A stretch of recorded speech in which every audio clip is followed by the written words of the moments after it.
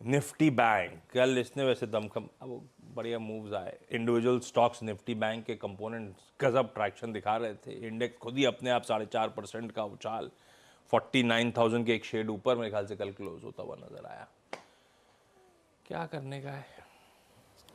देखिए अगेन मैं सिर्फ लेवल दे रहा हूँ, हाँ, ट्रेड बिल्कुल नहीं बनती है क्योंकि लेकिन इंडेक्स स्ट्रांग है bank Nifty compare to Nifty और एक्सपायरी भी हो चुकी है। कल बहुत बड़ा एक्सपायरी मूव आया, वो ऑप्शंस में हमने एक ट्रेड पकड़ी थी आशीष 20 रुपये पे, वो ऑप्शन वो 320 तक गया था, वो निफ्टी कॉल का, वो बैंक निफ्टी का कॉल। ऐसी ट्रेड्स कभी कभी मिलती हैं, लेकिन यहाँ पर रजिस्टेंस कहाँ पर है? अगली रजिस्टेंस है 49,500 पर और बड़ी रजिस्टेंस है सीधा 50,000 पर, ठीक है। और सपोर्ट कहाँ पर है? पहले 48,800 पर और उसके बाद 48,500 पर।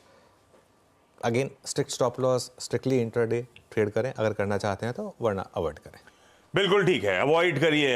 अगर आप कंपल्सिव ट्रेडर नहीं है तो ज़्यादा बेहतर है साइड लाइन्स पे बैठिए, थोड़ा सा आराम करिए, स्क्रीन को ऑब्जर्व करिए ज़्यादा से ज़्यादा।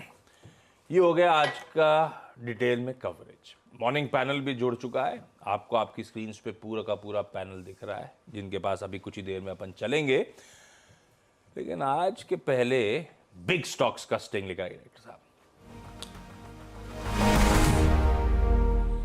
आज इस कड़ी में क्या क्या? आज इस कड़ी में पहले मैं BHEL की बात कर लेता हूं क्योंकि वो एक स्पेसिफिक स्टॉक है, वहां पर एक ऑर्डर मिला है 7,000 करोड़ का, इनफैक्ट 2 ऑर्डर्स हैं और BHEL गिर भी चुका है काफ़ी। पिछले वो उस दिन स्पेशली ट्यूसडे को काफ़ी गिर गया था BHEL। कल रिकवरी आई यहाँ पर हालांकि, लेकिन थोड़ा सा स्कोप हो सकता है यहाँ पर। मिर्ज़ापुर थर्मल एनर्जी से 3,500 करोड़ का और एक अदानी पावर से 3,500 करोड़ का, तो 2 ऑर्डर मिले हैं इनको, तो ये एक अच्छी न्यूज़ है। और देखिए स्टॉक अपने हाई से अच्छा खासा करेक्ट हो चुका है। अब मैं इसी थीम को एक्सटेंड करूंगा और एक रिपोर्ट पर आऊँगा जो एक CLSA ने एक रिपोर्ट लिखी है। CLSA ने रिपोर्ट लिखी है केपेक्स थीम पर।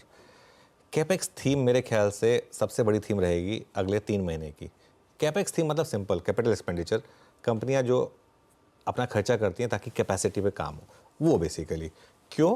क्योंकि एक तो मोदी गवर्नमेंट का खुद का 100 डे प्लान है, प्लस एलाइज हैं, तो एलाइज के स्टेट्स में उनके फिर कैपेक्स ज़्यादा होंगे, तो इसके लिए ऑर्डर्स बड़े बड़े आएंगे। जो अभी जो BHEL का ऑर्डर है ना, ये यही तो बता रहा है, और क्या बता रहा है ये? तो इसके लिए जो डिविडेंड एक्स्ट्रा आया उसका भी यूज़ होगा। तो CLSA कह रहा है कि LNT करेक्ट भी हो चुका है काफ़ी, IRB, ये NCC, इस तरीके के स्टॉक्स पर आप फोकस करें। और मैं ऑलरेडी इसमें एक ये BHEL तो डिस्कस कर ही चुका हूँ, लेकिन जो CLSA बोल रही है वो स्टॉक की लिस्ट दिखा दीजिए एक बार, वो इंपॉर्टेंट है।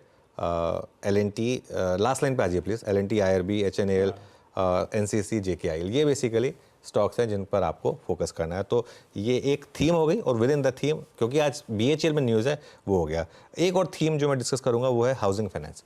जेफरीज की एक रिपोर्ट आई है, और देखिए मेरे ख्याल से लो कॉस्ट हाउसिंग पर गवर्नमेंट का फोकस वैसे भी रहा है, और LIC हाउसिंग फाइनेंस और कैनफिन जैसे स्टॉक्स, आवास फाइनेंसियर्स, होम फर्स्ट, ये कुछ स्टॉक्स हैं जिन पर आपको यहाँ पर फोकस करना है। ये जेफरीज की एक रिपोर्ट है जो ये मेंशन कर रही है कि ये एक थीम हो सकती है जो आउट परफॉर्म करेगी। देखिए अब आपको थीम्स पकड़नी है, मेन है जिसने सही थीम पकड़ ली।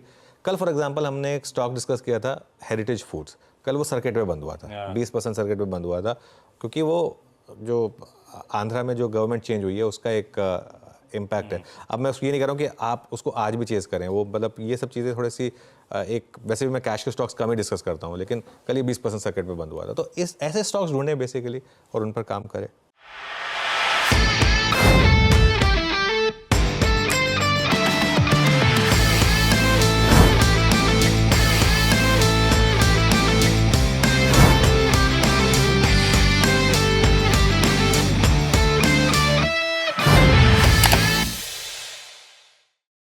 बता दें कि मनी कंट्रोल पर दिए गए विचार एक्सपर्ट्स के अपने निजी विचार होते हैं।